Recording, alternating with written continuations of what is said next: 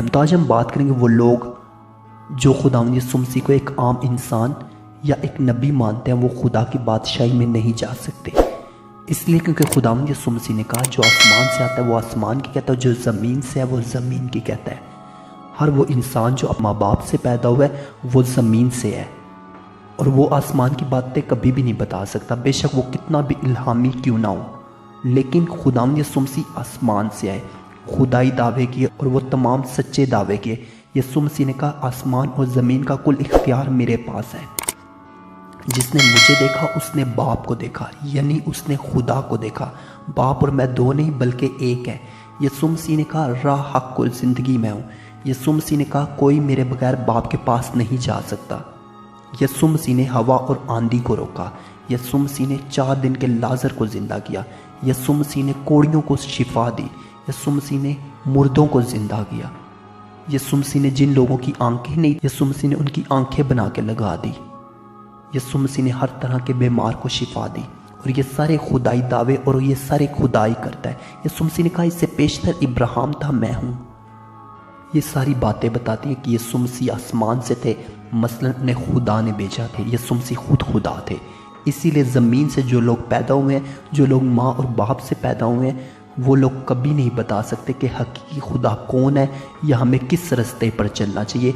वही बता सकता है जो आसमान से आया और जो आसमान की कहता है और आसमान की जानता है।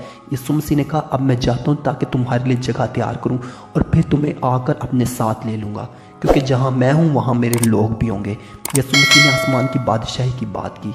सिर्फ वही आसमान की बादशाही में लेके जा सकता है जो ये बात जानता हो कि आसमान की बादशाही में कैसे जाया जाए।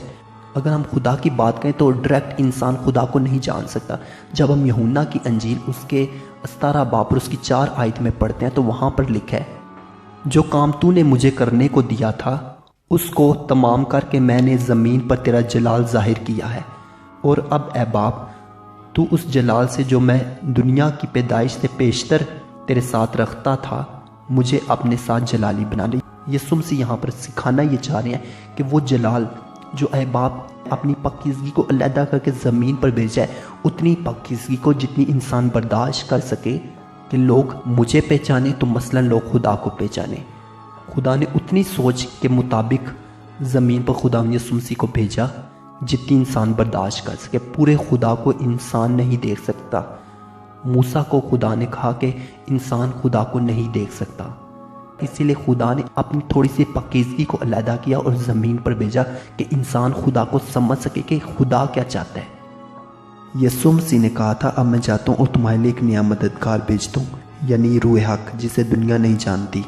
और यीशु मसीह ने एक और बात की थी तुम्हें तो आसमान की बादशाही की भेद की समझ दी गई है। मसलन कि हमें रूल कुद्स मिला है।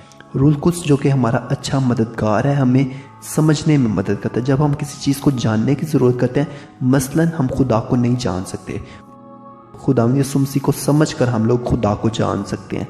इसलिए खुदावंद यीशु मसीह को जानना बहुत ज़रूरी है। बल्कि इसके लिए हमें रूल कुद्स की ज़रूरत है और रूल कुद्स हमें इनाम में मिला है। इसीलिए आज वो लोग जो यीशु मसीह को खुदावंद या खुदा का बेटा नहीं मानते, वो खुदा की बादशाही में नहीं जा सकते। लिहाजा हमें खुदावंद यीशु मसीह को खुदा का बेटा मानना बहुत ज़रूरी है ताकि हम खुदा की बादशाही के वारिस हो सकें। वीडियो अच्छी लगी तो वीडियो को लाइक करें, चैनल को सब्सक्राइब करें और बेल आइकन